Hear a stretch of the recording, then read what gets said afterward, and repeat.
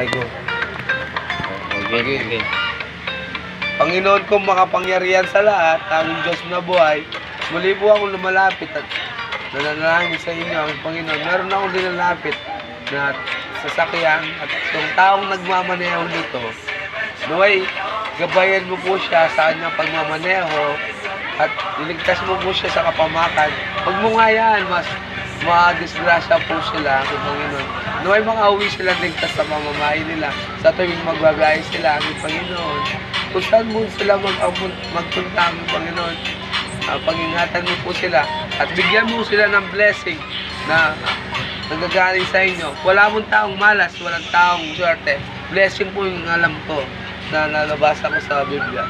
Ako'y nananalig, nananampalataya sa inyo, Panginoon. Naway pag-ingatan ng bawat isa sa kanilang pamilya. Dahil layo niyo po sila sa sakit.